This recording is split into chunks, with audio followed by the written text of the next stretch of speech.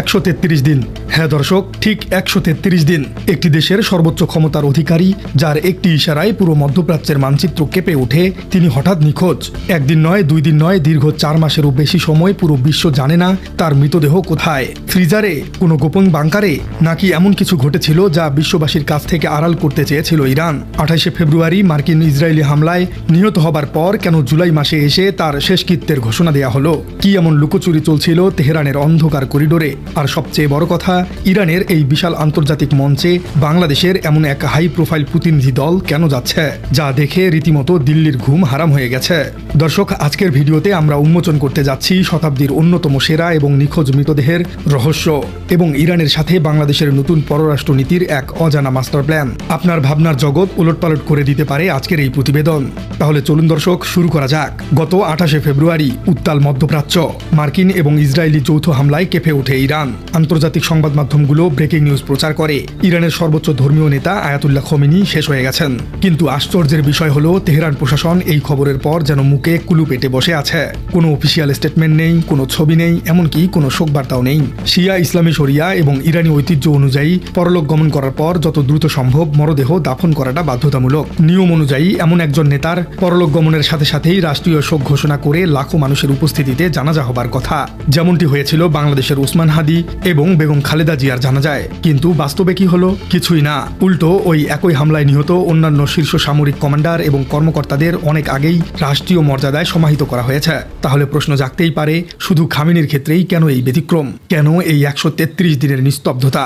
সবচেয়ে বড় রহস্যের দেয়াল তৈরি হয়েছে খামেনির মরদেহের বর্তমান শারীরিক অবস্থা নিয়ে। সামরিক বিশ্লেষক এবং কিছু আন্তর্জাতিক গোপন সূত্রের দাবি, 28 ফেব্রুয়ারির এই হামলায় যে বাংকার ব্লাস্টার বোমা এবং প্রিসিশন গাইডেড মিসাইল ব্যবহার করা হয়েছিল, তার আঘাত এতটাই ভয়াবহ ছিল যে লক্ষ্যবস্তু পুরোপুরি ধ্বংসস্তূপে পরিণত হয়। এর আগের কিছু ইরানি গণমাধ্যমের প্রতিবেদনে বলা হয়েছিল, সেই ভয়াবহ হামলায় নিহত বেশ কয়েকজন কর্মকর্তার দেহ এতটাই ক্ষতবিক্ষত ছিল যে সপ্তাহের পর সপ্তাহ ধরে উদ্ধার হওয়া সেই দেহগুলো শনাক্ত করতে ডিএনএ টেস্টের মতো পরীক্ষার সাহায্য নিতে হয়েছিল। ফলে খোদ ইরানের ভেতরেই এখন একটি বড় গুঞ্জন উঠেছে। খামেনির দেহাবশেষ কি আসলেই অক্ষত আছে, নাকি এই দীর্ঘ 4 মাস সময় নেওয়া হয়েছে তার দেহকে পুনর্গঠন বা রাসায়নিক প্রক্রিয়ায় সংরক্ষণের জন্য, যাতে করে শেষকৃত্যের সময় তাকে অন্তত রাষ্ট্রীয় মর্যাদায় বিশ্বের সামনে উপস্থাপন করা যায়? এই প্রশ্নের কোনো উত্তর ইরান এখন পর্যন্ত দেয়নি। তবে বিশ্লেষকদের একটি বড় অংশ মনে করেন, এই 133 দিনের রহস্যের পেছনে মরদেহের চেয়েও বড় একটি কারণ লুকিয়ে আছে। তা হলো ক্ষমতার লড়াই। ইরান এমন একটি রাষ্ট্র যার পুরো কাঠামো দাঁড়িয়ে আছে সুপ্রিম লিডার বা সর্বোচ্চ নেতার উপর। খামেনির মতো একজন নেতার হঠাৎ বিদায়ে দেশের শাসনভার কার হাতে যাবে তা নিয়ে ইরানের ভেতরে, বিশেষ করে মজলিসি খবরেগান এবং প্রভাবশালী রেভলিউশনারি গার্ডের মধ্যে চরম ক্ষমতার টানাপোড়েন শুরু হয়। এই ধরনের একটি আকস্মিক শূন্যতা যদি সাথে সাথেই প্রকাশ করা হতো, তবে দেশের ভেতরে চরম বিশৃঙ্খলা সৃষ্টি হতে পারত। আর সেই সুযোগ কাজে লাগিয়ে ইসরায়েল এবং যুক্তরাষ্ট্র হয়তো আরও বড় কোনো হামলা চালিয়ে বসত। ইরানের নীতি নির্ধারকরা তাই এই কৌশলগত ধোঁয়াশা তৈরি করেছেন। তারা শত্রুদের দ্বিধায় রেখেছেন এবং এই 133 দিন সময় কাজে লাগিয়ে পরবর্তী উত্তরাধিকারী নির্বাচন এবং দেশের ভেতরে নিরাপত্তা কাঠামোকে নিচ্ছিদ্র করেছেন। এখন যখন তারা পুরোপুরি প্রস্তুত, ঠিক তখনই 4 থেকে 9 জুলাই পর্যন্ত মাশহাদ নগরীতে এই বর্ণাঢ্য শেষকৃত্যের ঘোষণা দেওয়া হয়েছে।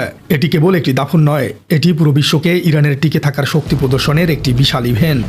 দর্শক, আপনার মনে নিশ্চয়ই প্রশ্ন জাগছে, 133 দিন ধরে একটি দেহ কিভাবে অবিকৃত রাখা সম্ভব? ভেবে দেখুন তো দর্শক, 1000 বছর আগে প্রাচীন মিশরীয়রা যদি সাধারণ রাসায়নিক এবং মমি প্রযুক্তির মাধ্যমে ফারাওদের দেহ শত শত বছর সংরক্ষিত করতে পারে, তবে আজকের এই অত্যাধুনিক যুগে দাঁড়িয়ে এটা তো একেবারেই ডালভাত। বিশেষজ্ঞদের মতে আধুনিক চিকিৎসা বিজ্ঞানে ক্রায়োজেনিক প্রিজারভেশন বা অ্যাডভান্সড এমবামিং প্রযুক্তির মাধ্যমে দেহকে -196 ডিগ্রি সেলসিয়াস তাপমাত্রায় তরল নাইট্রোজেনের ভেতর বছরের পর বছর অবিকৃত রাখা সম্ভব। ধারণা করা হচ্ছে তেহরানের কোনো সুরক্ষিত গোপন অর্থাৎ আন্ডারগ্রাউন্ড ল্যাবরেটরিতে ঠিক এমন কোনো অত্যাধুনিক প্রযুক্তি ব্যবহার করেই খামেনির দেহাবশেষ এত দীর্ঘ সময় ধরে সতেজ রাখা হয়েছে।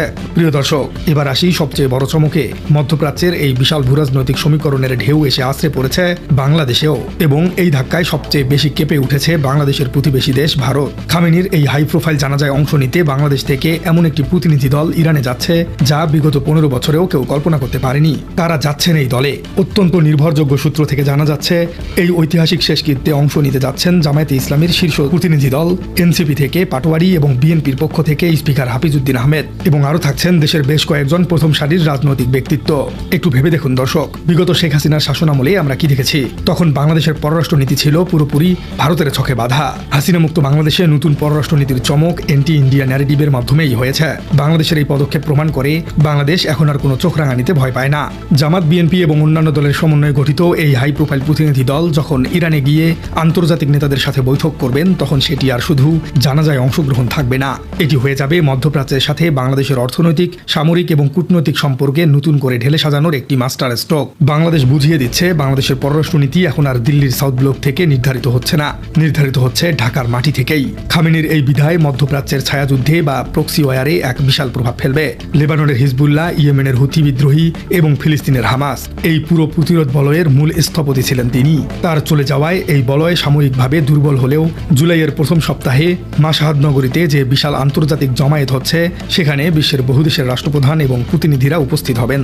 আর ঠিক সেই মঞ্চেই বাংলাদেশ তার শক্তিশালী উপস্থিতি জানান দিতে যাচ্ছে। প্রিয় দর্শক, 133 দিনের এই রহস্যময় লুকোচুরি শেষ হতে যাচ্ছে মাশহাদ নগরীর মাটিতে।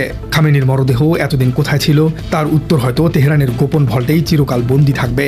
কিন্তু এই ঘটনা আমাদের একটি বিশাল বার্তা দিয়ে যাচ্ছে, আন্তর্জাতিক রাজনীতিতে চিরস্থায়ী বন্ধু বা শত্রু বলে কিছুই নেই। রাষ্ট্র টিকে থাকে কেবল নিজস্ব শক্তি এবং স্বাধীন মেরুদণ্ড দিয়েই। আর বাংলাদেশ ঠিক সেই মেরুদণ্ড দিয়েই আজ বিশ্বমঞ্চে দাঁড়িয়েছে। খামেনির জানাজায় বাংলাদেশের এই সাহসী উপস্থিতি প্রমাণ করে যে বিশ্বমঞ্চে বাংলাদেশ এখন আর নীরব দর্শক নয়। শেখ হাসিনার আমলের সেই ভয়ের সংস্কৃতি আজ অতীত। প্রিয় দর্শক, ইরানের এই 133 দিনের রহস্য এবং বিশ্বমঞ্চে বাংলাদেশের এই ডাইনামিক এবং সাহসী পদচারণা, এই পুরো বিষয়টিকে আপনি কিভাবে দেখছেন? আপনি কি মনে করেন বাংলাদেশের এই প্রতিনিধি দলের ইরান সফর বাংলাদেশের ভূরাজনৈতিক অবস্থানকে আরও শক্তিশালী করবে এবং এই যে এন্টি ইন্ডিয়া ন্যারেটিভ ভেঙে স্বাধীন পররাষ্ট্রনীতির দিকে বাংলাদেশ এগোচ্ছে, এটি বাংলাদেশের জন্য কতটা পজিটিভ? কমেন্টে জানিয়ে দিন আপনার গুরুত্বপূর্ণ মতামত। আর আমাদের চ্যানেলে নতুন হয়ে থাকলে চ্যানেলটি সাবস্ক্রাইব করে বেল আইকনটি বাজিয়ে দিন। দেখা হচ্ছে পরবর্তী কোনো ভিডিওতে।